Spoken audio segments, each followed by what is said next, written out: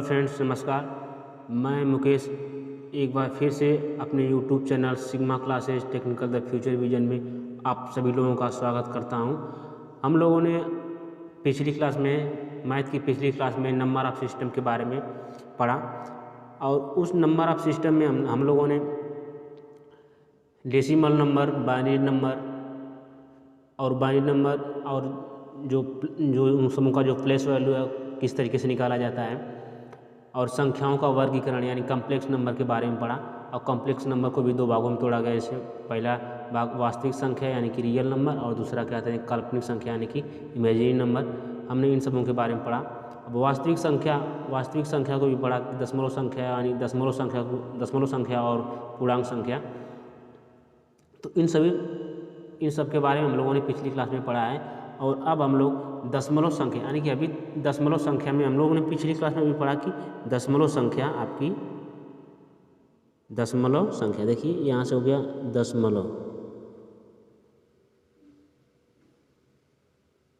दशमलव संख्या। अब हम लोगों ने पढ़ा कि दशमलव संख्या को दो भागों में तोड़ा गया। एक भाग आपका हो गया रिफ्लेक्टिंग डेसिमल,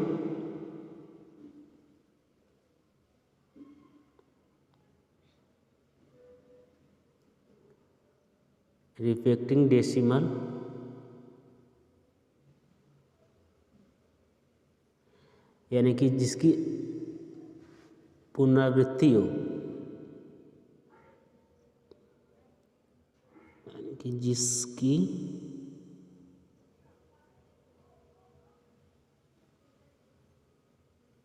जिसकी पुनरावृत्ति हो उसे रिफ्लेक्टिंग डेसिमल कहते हैं, और जिसकी पुनरावृत्ति न हो उसे हम लोग नॉन रिपीटिंग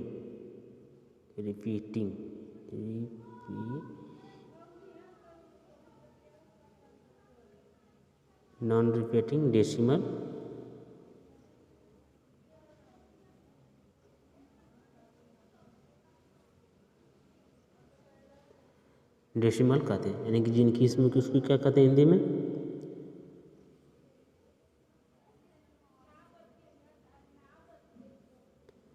जिसकी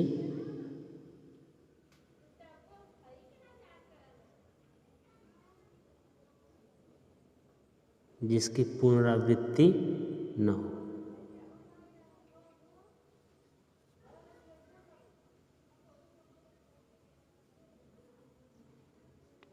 उसे हम लोग यानी कि दशमलव संख्या को दो भागों में तोड़ा गया। पहला भाग हो गया रिफ्लेक्टिंग डेसिमल और दूसरा भाग हो गया नॉन रिफ्लेक्टिंग डेसिमल। अब देखिए जो रिफ्लेक्टिंग डेसिमल होता है उसको हम लोगों ने इस तरीके से लिखा कि जैसे कि जो संख्या है आपकी 0.33333 इस तरीके से डाटा करते करते इन्फिनिटी तक जाती है। और नॉन रिफ्लेक्टिंग में होता है आपका कि 0.53321432 यानी कि इस तरीके से डाटा करते करते आपका इन्फिनिटी तक जाता है। तो इस तरीके से हम लोगों को पता नहीं चलता है कि जो ये नंबर यानी जो नंबरों का क्रम है कब आएगा, यानी नॉन रिफ्लेक्टिंग में हमको नंबरों का क्रम कब आ रहा है, लेकिन रिफ्लेक्टिंग डेसिमल नंबर में हमको ये पता चल जा रहा है कि नंबर का क्रम कब आ रहा है। जिस तरीके से देखिए यहाँ पे एक और क्वेश्चन उठा रहे हैं हम, यहाँ से देखिए यहाँ से 4 5 फिर हो जाएगा आपका 4 5 4 5 ये डाटा करते करते आपका इन्फिनिटी तो हो जाता है। तो इस तरीके से इन संख्याओं को हम लोग कह सकते हैं कि ये रिपीटिंग वर्ग यानी कि रिपीटिंग नंबर है। तो अब हम लोग आगे चलते हैं।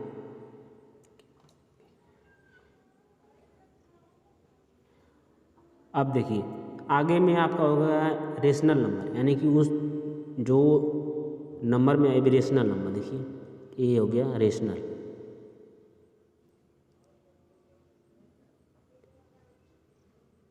यानी कि रेशनल नंबर।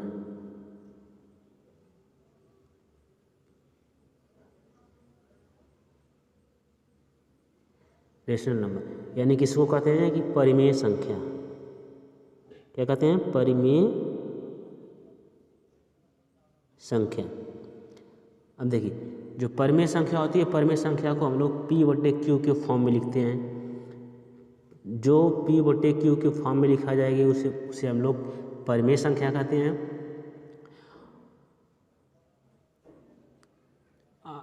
एक चीज़ नोट में एक लिखिए, एक चीज़ नोट में देखिए, ये आपका रहा नोट। अब नोट में होता है जहाँ P व Q दोनों पूर्णांक होना चाहिए, पूर्णांक होना चाहिए।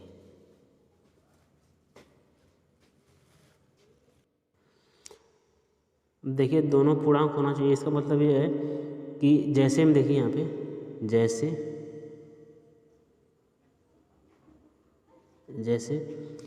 5/9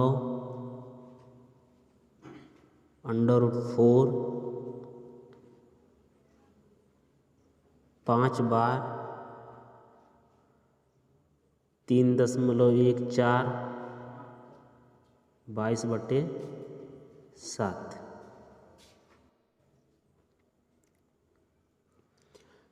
तो इसमें एक चीज़ हमें कन्फर्म पता चला कि जो P/Q है, जो परिमेय संख्या रहेगी, परिमेय संख्या में सिर्फ वही संख्या रहेगा जिसमें दशमलव न लगा, यानी कि पूर्णांक संख्या, यानी पूर्णांक संख्या होना चाहिए। पूर्णांक संख्या उसे कहते हैं जिसमें दशमलव न लगाओ, वो पूर्णांक संख्या है। अब देखिए आगे हो गया इनरेशनल नंबर।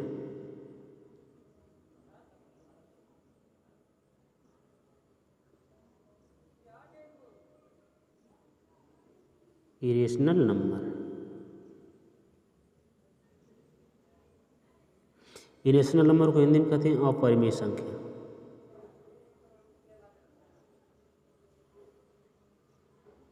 अपरिमेय संख्या। अब देखिए अपरिमेय संख्या उस संख्या को कहते हैं जो P/Q के फॉर्म में ना हो। तो P/Q के फॉर्म में जो संख्या नहीं रहती है उसे हम लोग अपरिमेय संख्या कहते हैं। अब जैसे मैं आप लोगों को बता दूं कि जैसे मैं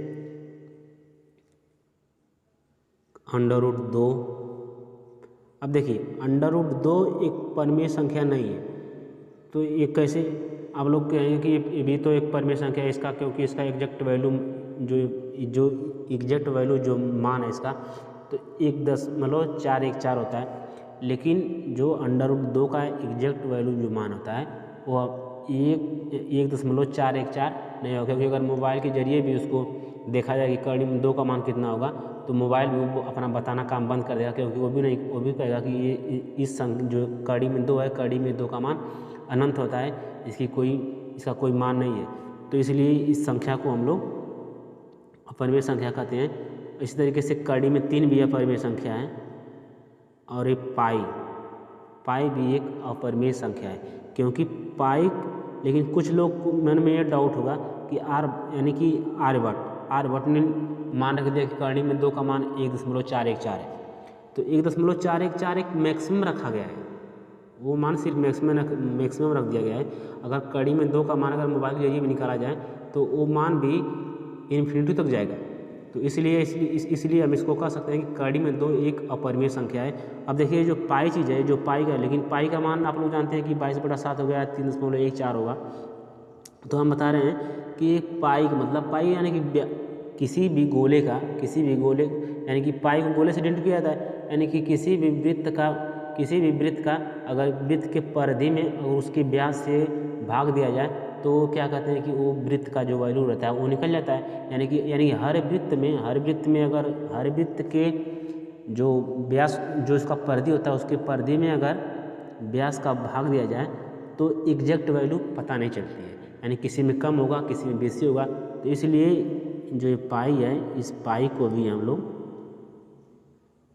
लगभग में इसका मान यहाँ पे रख दिया गया है इतना 3.414 या फिर 22/7।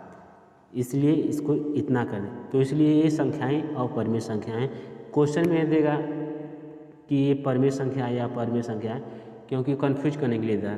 तो इसलिए इन सब क्वेश्चनों पर विशेष ध्यान दीजिएगा। अगला क्वेश्चन देखिए, पूर्णांक। अब देखिए पूर्णांक क्या है। अब अगला आपका आता है पूर्णांक।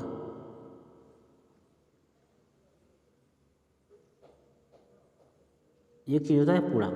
अब पूर्णांक को दो भागों में तोड़ा गया है। पहला भाग होता है पॉजिटिव इंटीजर,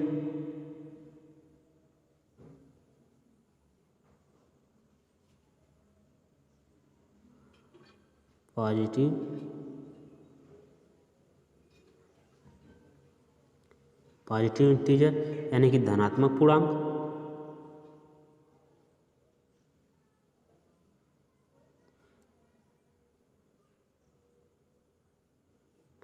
और दूसरा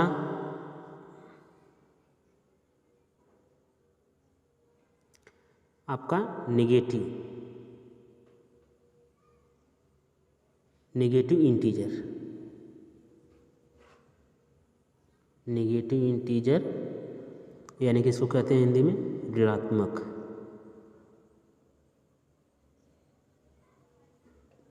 यानी कि ऋणात्मक पूर्णांक।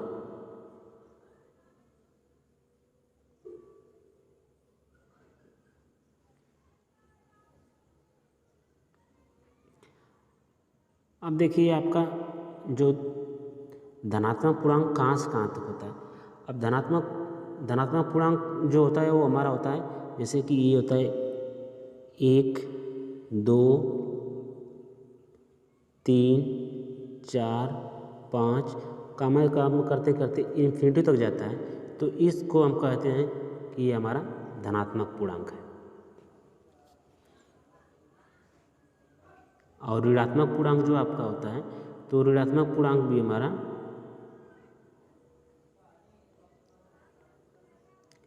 -1 से लेके -1, -2, -3, -4 डॉट करते करते जाइए इन्फिनिटी तक, यानी इन्फिनिटी तक हमारा होता है ये माइनस पूर्णांक। तो यानी कि निगेटिव इंटीजर होता है -1 से लेके इन्फिनिटी तक, और पॉजिटिव इंटीजर होता है 1 से लेके इन्फिनिटी तक। अब देखिए, अब इसमें एक चीज़ आप लोगों को अभी बता रहे हैं, नोट में लिखिए, नोट में यहाँ पे लिखिए नोट।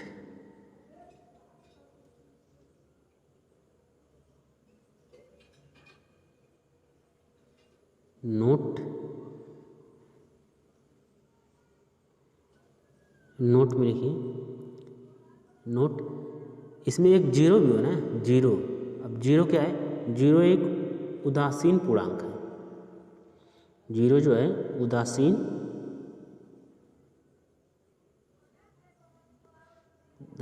पूर्णांक है। जीरो जो आपकी संख्या जो जीरो है वो उदासीन पूर्णांक है, क्योंकि जीरो की खोज किसने की थी? आर्यभट्ट ने।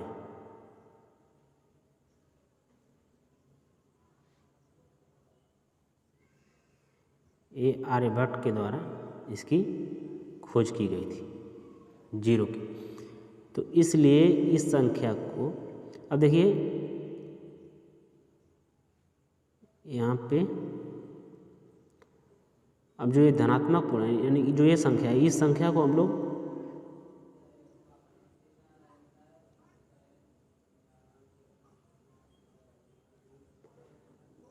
जो पॉजिटिव इंटीजर है, पॉजिटिव इंटीजर को हम लोग प्राकृतिक संख्या भी कहते हैं।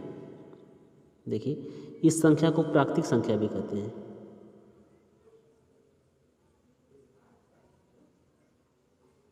इस संख्या का जो आपका धनात्मक पूर्णांक है, धनात्मक पूर्णांक को प्राकृतिक संख्या भी कहते हैं। प्राकृतिक संख्या भी कहते हैं, यानी कि नेचुरल नंबर।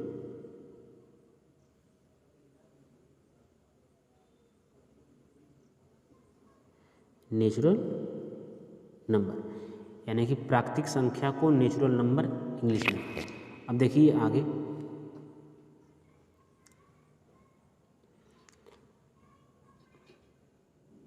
पूर्णांक।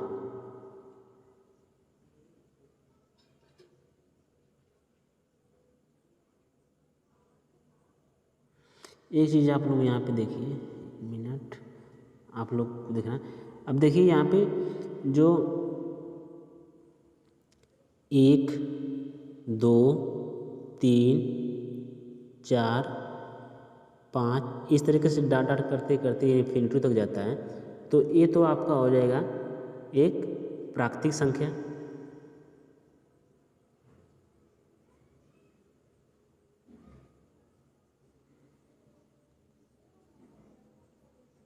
क्योंकि ये प्राकृतिक संख्या मतलब कि ये प्रकृति के द्वारा ये संख्या को ज्ञात किया गया है, तो ये संख्या आपका प्राकृतिक संख्या हो गया। लेकिन जो जीरो की खोज की गई है, जो ये जीरो है, इस जीरो का खोज आर्यभट्ट के द्वारा किया गया। तो जैसे 0 1 2 3 4 5 इस तरीके से डाट डाट करते करते अगर हम इन्फिनिटी तक जाते हैं तो इन संख्याओं को हम कहते हैं कि पूर्ण संख्याओं का समुच्चय। ये पूर्ण संख्याओं का समुच्चय, यानी इसको कहेंगे हम लोग पूर्ण संख्याओं का समुच्चय। पूर्ण संख्याओं का समुच्चय।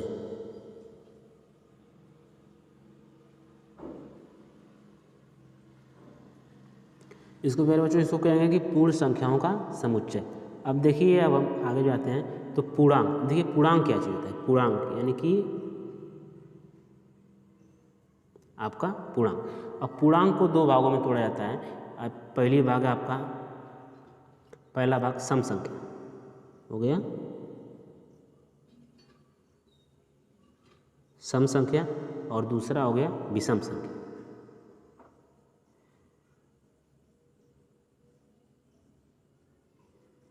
विषम संख्या। अब संक संख्या को इंग्लिश में कहते हैं इवन नंबर।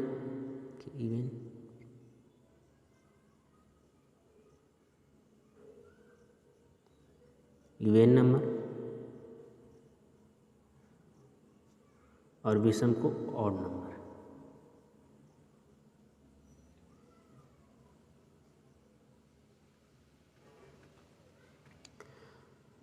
अब देखिए, यानी कि जो आपका जो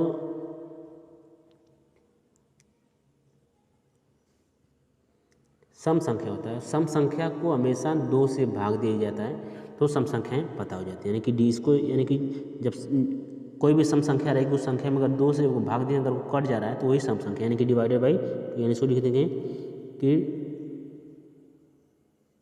डिवाइडेड बाई 2, यानी कि 2 से भाग दें। जैसे तरीके से, जैसे में आपका हो जाएगा 2 4 6 8 10 डाट डाट करते इन्फिनिटी तक। ठीक, तो ये आपका सम संख्या हो गया।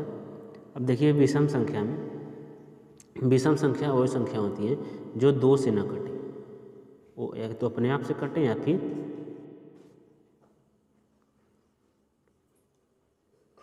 यानी कि ऑड नंबर, यानी कि ऑड नंबर को नॉट डिवाइडेड बाई 2,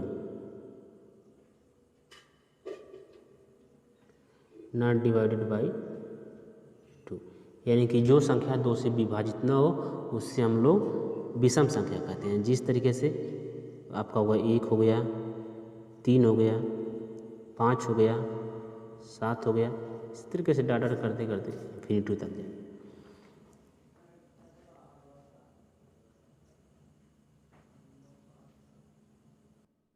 हाँ, एक चीज़ आप लोगों को और बतानी है। अब देखिए जैसे कि जो पूर्णांक में आप लोगों को एक चीज़ और बतानी है कि पूर्णांक जो है वो 0 1 जो है सम संख्या है। जो 0 है वो सम संख्या है, सम संख्या है। यानी कि 0 जो आपकी है वो सम संख्या है, यानी कि 0 सम संख्या है और पूर्णांक भी है। तो ये बात नोट में लिख लेना कि 0 एक सम संख्या है और वो पूर्णांक भी है। तो इस जो आपको बताया जाएगा कि 0 एक सम संख्या है और पूर्णांक है, तो इसको हम लोग एक्सप्लेन कर रहे हैं। देखिए ऐसे क्योंकि आप लोगों के मन में ज़रूर डाउट होगा ये कैसे किस तरीके से हो गया। तो जिस तरीके से लिखिए अगर -10 अब -10 कामा -8 कामा -6 कामा -4 -2 फिर 0 फिर 2 4 6 8 इसी तरीके से आगे बढ़ेगा। तो इसमें देखिए 2 का कॉम्बिनेशन हो रहा है। इसमें अगर इसमें यानी जो आपका दिया गया है कि सम संख्या कौन सी है, सम संख्या यानी पूर्णांक में सम संख्या और विषम संख्या के बारे में बताया गया। तो सम संख्या में सीधे सीधे क्या किया गया कि 2 से, यानी जो चीज़ें 2 से भाग यानी कि 2 से भाग दिया जा रहा है तो अगर कट जा रहा है तो सम संख्या। अब देखिए सम सेम इसमें 2 का रेशियो, यानी कि 10 में अगर 2 अगर हम जोड़ दे रहे हैं, अगर 10 में 2 जोड़ दे रहे हैं तो आपका 8 हो जा रहा है। इसी तरीके से इसमें 2 जोड़ दे रहे हैं तो आपका 6 हो जा रहा है। इसी तरीके से इसमें 2 जोड़ दे रहे हैं तो इसमें ये 4 हो जा रहा है। तो यानी कि सेम टू सेम, यानी कि सबका कॉम्बिनेशन 2 का ही बनता जा रहा है। तो यानी कि सब में 2 का, यानी कि अब देखिए 2 ये -2 में अगर +2 करेंगे तो आपका कितना होगा 0 होगा। तो यानी कि जब इसमें 2 जोड़ रहे हैं तब 0 आया, फिर 0 में 2 जोड़ दे रहे हैं तो 2 हो जा रहा है। तो इस तरीके से इसको हम कह सकते हैं कि 0 एक है सम संख्या, यानी कि जो आपका डिफिनेशन है उस डिफिनेशन पे इसको एक्सप्लेन किया जा रहा है। तो इस तरीके से हमको पता चल रहा है कि 0 जो है आपका एक सम संख्या है। नोट कर लीजिएगा, 0 एक सम संख्या है।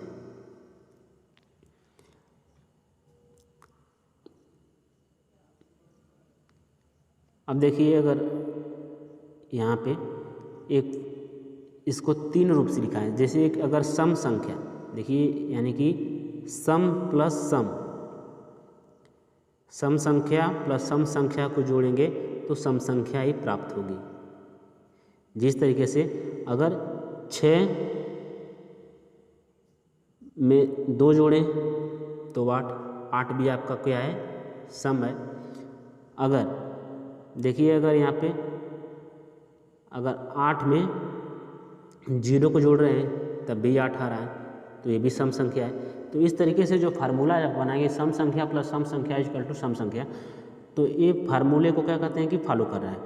और फिर अब दूसरा देखिए, एक दूसरा फार्मूला आपका यहाँ पे बन रहा है कि विषम, यानी कि विषम प्लस विषम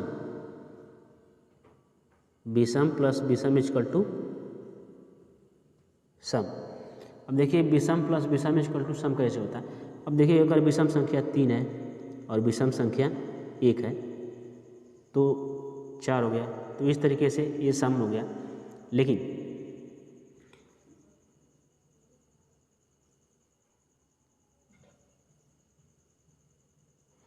लेकिन अगर हम आप लोगों के मन में डाउट होगा कि अगर विषम संख्या अगर आपकी 3 है, ठीक, तो अगर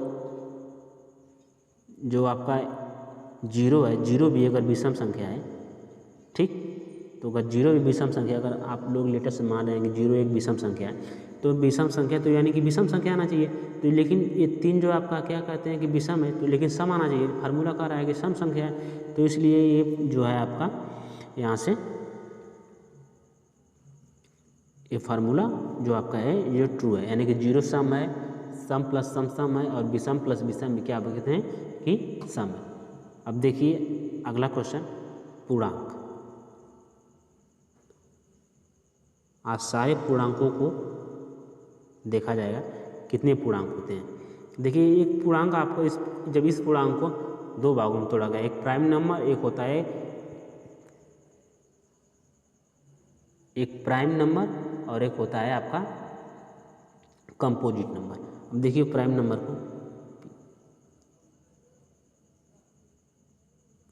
को हिंदी में कहते हैं अभाज्य संख्या, यानी कि अभाज्य संख्या।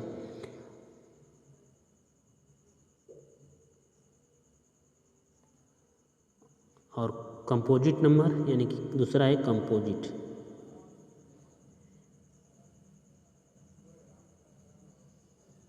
कंपोजिट नंबर, यानी कि भाज्य संख्या।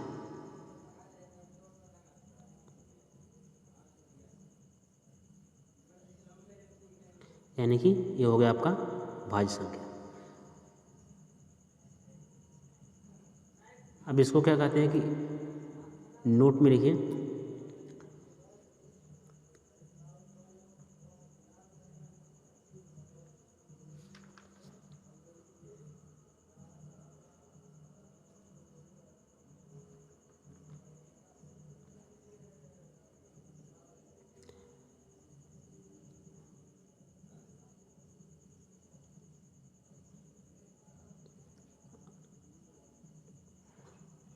देखिए यहाँ पे सभी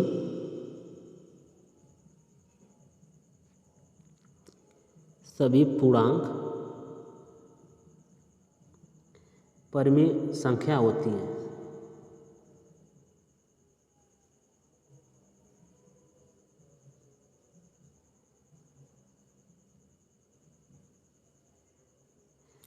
ये आपको नोट में लिखना है, कहीं नोट बना के इसको लिख लीजिएगा, पीछे का छोटा हुआ है, ठीक। तो इस तरीके से आपका यानी कि जितने भी पूर्णांक होते हैं सब पूर्णांक क्या कहते हैं कि आपका परिमेय संख्या होता है।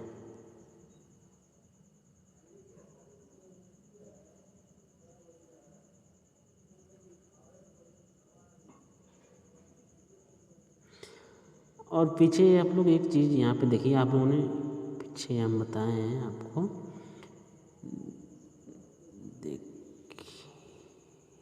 देखिए यहाँ पे भी हम लोगों ने एक्सप्लेन किया है।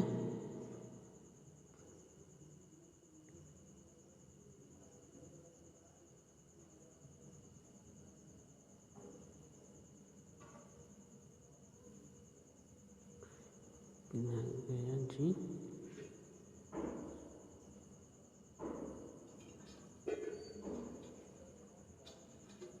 हाँ, यहाँ पे देखिए जो यहाँ पर दिया गया कि पूर्णांक, अब इसमें देखिए यहाँ पे एक चीज़ छूट गया है, जो माइनस इसमें 8 है, अगर -8 रहे या फिर -4 रहे तो -8 और -4 भी एक प्रकार का सम संख्या है। इसको भी नोट लीजिए, ये भी क्या कहते हैं कि सम संख्या है, क्योंकि जो फार्मूला कह रहा है कि जो 2 से डिवाइड हो जाए उससे क्या कहते हैं कि सम संख्या कहते हैं। तो इसलिए इस संख्या को भी हम लोग सम संख्या मानेंगे, ठीक। चलिए आगे,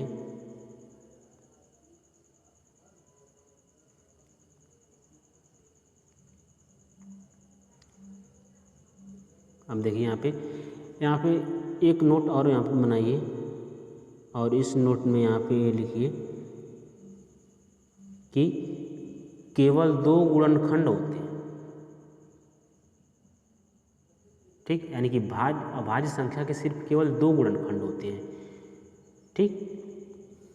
जो अभाज्य संख्या होता है उसका सिर्फ 2 ही गुणनखंड होता है, यानी कि केवल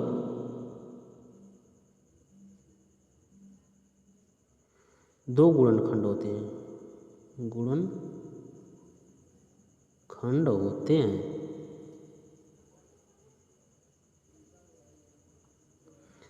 अब देखिए जो अभाज्य संख्या होता है उसको केवल 2 गुणनखंड होते हैं। जैसे यहाँ पे देखिए कि अगर दो आपका क्या कहते हैं कि अगर अभाज्य संख्या है, ठीक, तो 2 का गुणनखंड होगा 2 गुणे, यानी 1 गुणे 2, तो यानी कि इसके कितने गुणनखंड हुए?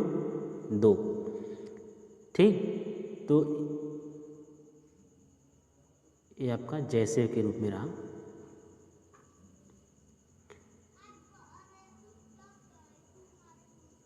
अब देखिए वो संख्याएं कौन कौन सी हैं, देखिए यहाँ से 2, 3, 5, 7, 11, 13, 15, इस तरीके से डॉट इन्फिनिटी तक आपका जाता है।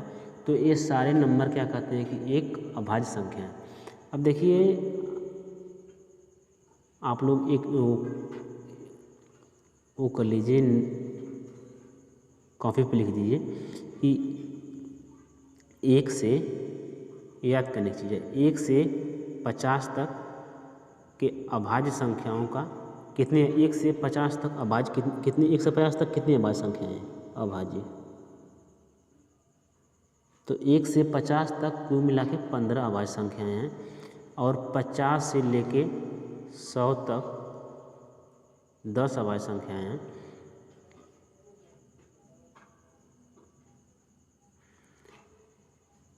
और 1 से लेके 100 तक कुल मिला के 25 अभाज्य संख्याएं आपको मिलेगी।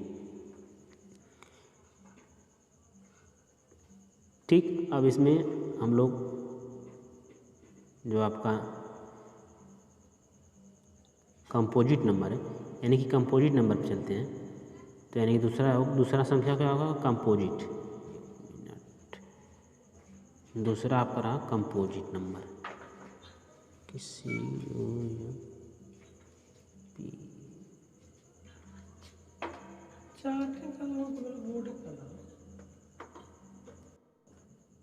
अब देखिए कंपोजिट जो नंबर होता है, ये जो कंपोजिट नंबर होता है, कंपोजिट नंबर में नोट में लिखिए यहाँ पे नोट कि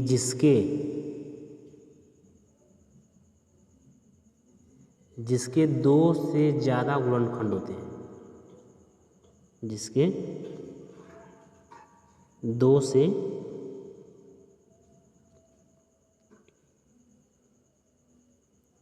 ज़्यादा गुणनखंड होते हैं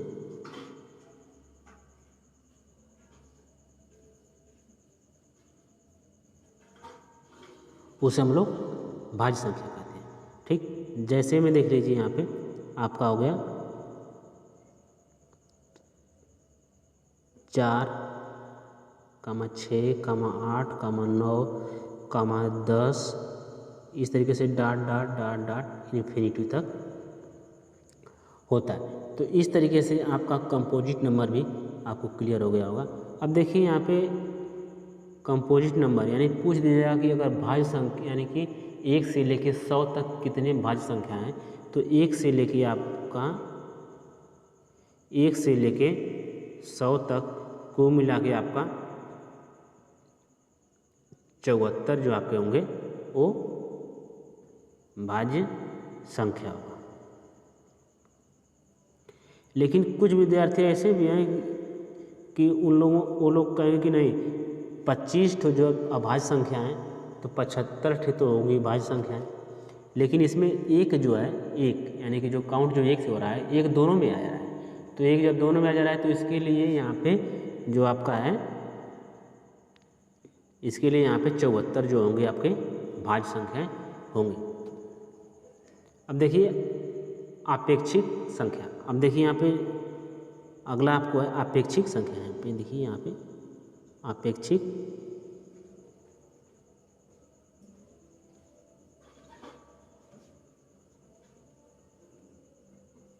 आपेक्षिक अभाज्य संख्या।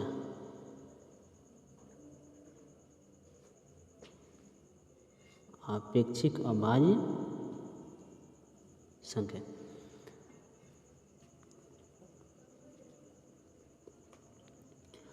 अब नोट बना के लिखिए आपेक्षिक अभाज्य संख्या, यानी कि आपेक्षिक अभाज्य संख्या क्या होती है। अब इसमें देखिए कि लिखिए ऐसी कोई दो संख्याएं जिनका मौस 1 होता है। देखिए ऐसी कोई दो संख्याएं जिनका मौस 1 होता है आपेक्षिक अभाज्य संख्या कहलाती है। जैसे आपका रहा, जैसे में 5, 7, जो आपका 5 रहा, 7 रहा, या फिर 9 रहा, 10 रहा, फिर 5 रहा, 11 रहा, इसी प्रकार से 20, 9, यानी कि उसमें दिया गया कि ऐसी कोई दो संख्याएं जिनका मौस 1 होता है आपेक्षिक अभाज्य संख्याएं कहलाती हैं। जिस तरीके से आप देखिए एक्सप्लेन कर रहे हैं आप कुछ तरीके से। अब अगर इस चीज़ को अगर हम लोग यहाँ से देख रहे हैं, देखिए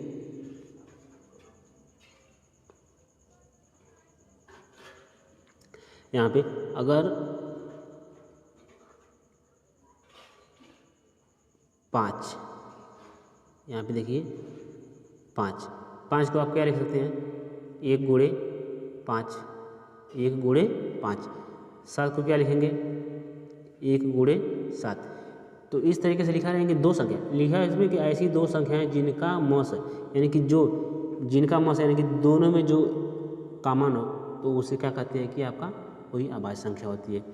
तो इन दोनों में जो हाईएस्ट नंबर जो आपका यानी कि जो हाईएस्ट नंबर यानी जिस संख्या से दोनों संख्याएं कट जा रही तो वो संख्याएं आपका होता है अभाज्य संख्या। तो इन संख्याओं के लिए यानी कि जिनका मौसा एक हो, यानी कि नोट में लिखिए, यानी कि जिनका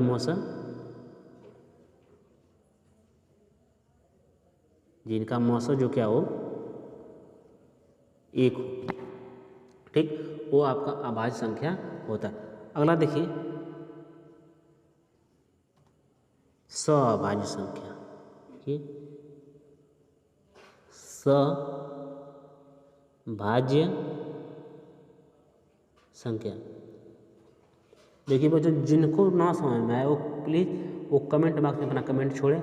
हम उसको अपने जो भी तरीका हमको अपनाना रहेगा उस तरीके को अपना के उस जो उनका समस्या रहेगी उन समस्या को हम लोग समाधान करेंगे, ठीक। तो यानी कि देखिए यहाँ पे सअभाज्य संख्या को कहते हैं कोप्राइम नंबर।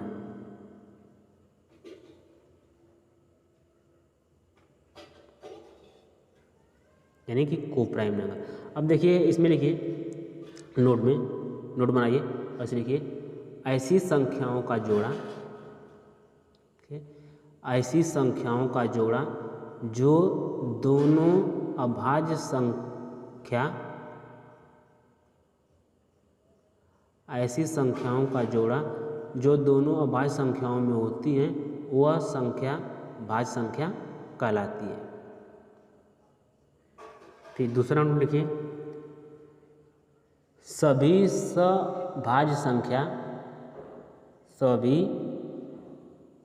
सभाज्य संख्या आपेक्षिक अभाज्य संख्याएं होती हैं।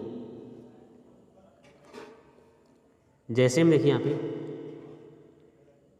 जैसे में आपका 3 हो गया, 5 हो गया, ठीक। फिर यहाँ से हो गया 5 11, 2 13, 17 और 11। तो ये जो संख्याएं हैं ये आपकी सभाज्य संख्याएं हैं।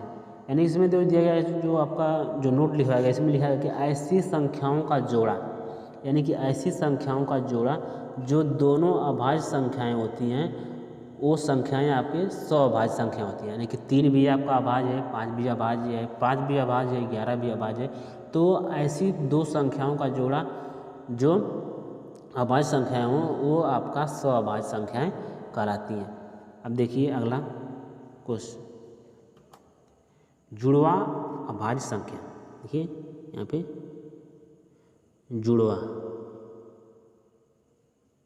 जुड़वा अभाज्य संख्या।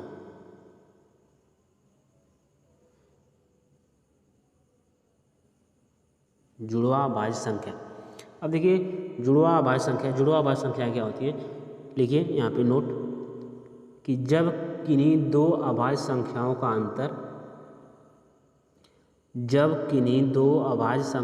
अंतर दो हो तो वह जुड़वा अभाज्य संख्याएं होती हैं। फिर से लिखिए जब किन्हीं दो अभाज्य संख्याओं का अंतर 2 तो वह जुड़वा अभाज्य संख्याएं होती हैं। जैसे में देखिए यहाँ पे जैसे आपका रहा 3 5 7 17 19, ठीक। तो इसमें दिया है कि जब किन्हीं दो अभाज्य संख्याओं का अंतर 2, यानी कि जो दोनों अभाज्य संख्याएं उनका अंतर 2 रहे तो वो जुड़वा अभाज्य संख्याएं कहलाती। क्योंकि 3 में यानी 5 में 3 घटाएंगे तो 2 आएगा, 7 में 5 घटाएंगे तो 2 आएगा। तो इस तरीके से जो इनका डिफरेंट है इसमें क्या कहते हैं कि इसका डिफरेंट जो आपका आता है अगर आपका 2 है तो वो आपका जुड़वा अभाज्य संख्या है, ठीक। अब आगे चलिए यहाँ पे पूर्ण संख्या देखिए। अब एक हो पूर्ण संख्या क्या है। अब देखिए हमको यहाँ पे पूर्ण संख्या देखिए आपका पूर्ण संख्या क्या होती है। पूर्ण संख्या आपको होती है 0 1 2 3 4 5 डॉट डॉट इन्फिनिटी तक।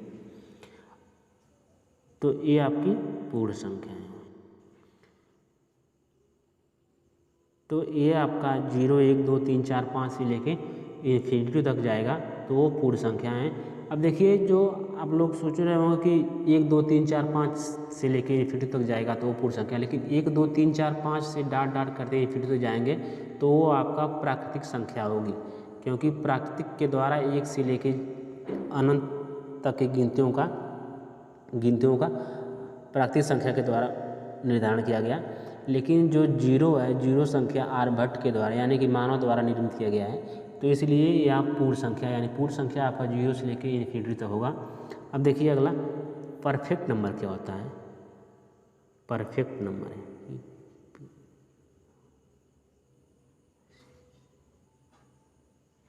देखिए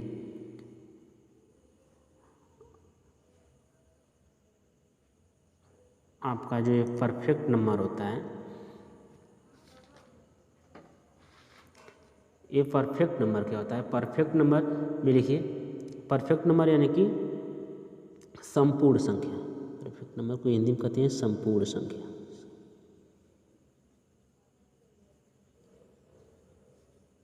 संपूर्ण संख्या।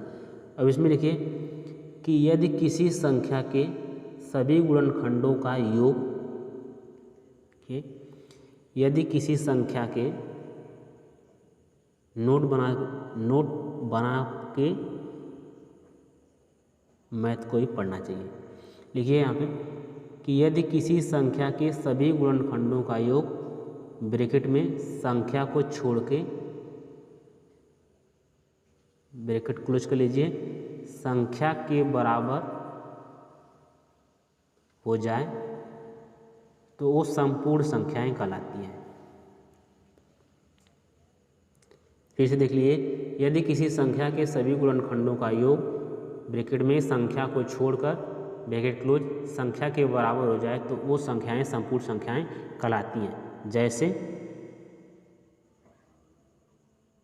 जैसे आपका एक, अगर जैसे में अगर 10 का गुणनखंड किया जाए तो 10 को हम लोग लिख सकते हैं 1, 2, 5 और 10। अब देखिए अगर 10 का कर दें तो जो आपका 10 है, अगर इन सबों का योग, अब 10 को यानी पूछा गया, इसमें कहा है कि जो लास्ट की यानी कि जो संख्या के बराबर का अंक यानी संख्या को छूकर, संख्या इसमें 10 है तो 10 को अगर हम काट दे रहे हैं तो इसको अगर इसका जो इसमें दिया गया है कि सभी गुणनखंडों का योग यानी कि गुणनखंड यानी 5 2 7 और 7 1 8 ही हो रहा है। तो यानी कि ये जो चीज़ है ये आपका 10 जो है 10 एक परफेक्ट नंबर यानी कि संपूर्ण संख्या नहीं है, तो इसलिए ये संपूर्ण संख्या नहीं है। देखिए 6 क्या आपकी संपूर्ण संख्या है, तो इसके लिए अगर 1 2 3 और ये 6, अब 6 को यानी कि उसमें दिया गया है जो आपका जो नोट में लिखवाया गया है कि संख्या को छोड़कर, तो इसमें 6 को निकाला है तो 6 को छोड़ दिया जाए, तो अगर 6 को छोड़ दिया जा रहा है तो इन समूह का योग अगर 6 हो जा रहा है यानी कि जितने जो ये गुणनखंड है इस गुणनखंडों का योग अगर 6 हो जा रहा है तब तो समझ लीजिए कि एक संपूर्ण संख्या है, अन्यथा संपूर्ण संख्या नहीं है कि 3 2 5 और 1 6 यानी कि इस तरीके से एक संपूर्ण संख्या है। ठीक, इसी तरीके से 28 का अगर करते हैं तो 28 का यहाँ पे देखिए 28 जो आपका है 28 को निकाल दें तो 28 का गुणनखंड हो जाएगा 1 2 4 7 14 28। अब 28 को अगर हम लोग यहाँ से कट मारते हैं तो अगर 28 हो जाएगा तो यहाँ पे हो जाएगा 3 और 7 3 हो जाएगा आपका 10 और 14 4 18, इसको ऐड करेंगे तो कुल मिला के हो जाएगा 28। तो यानी कि 28 एक परफेक्ट नंबर यानी कि संपूर्ण संख्या है। और इन्हीं संख्याओं के साथ प्यारे साथियों, संख्याओं का इंट्रोडक्शन, संख्याओं का क्लासिफिकेशन समाप्त होता है। जिन विद्यार्थी ने चैनल को सब्सक्राइब नहीं किए हैं, फिर से एक बार सुन लीजिए कि जिन विद्यार्थियों ने इस चैनल को सब्सक्राइब नहीं किए हैं वो प्लीज़ चैनल को सब्सक्राइब कर लीजिएगा।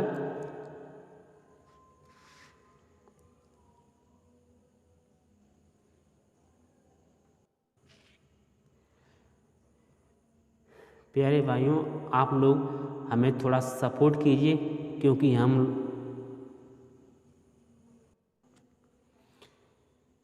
हम आप लोगों का बहुत डिटेल से सवालों का एक्सप्लेन किया जा रहा है। हम लोग आप लोगों के सवालों का जो एक्सप्लेन कर रहे हैं बहुत डिटेल के साथ कर रहे हैं। तो जो लोग लाइक नहीं किए हैं वो प्लीज़ वीडियो को लाइक और शेयर और सब्सक्राइब ज़रूर करें।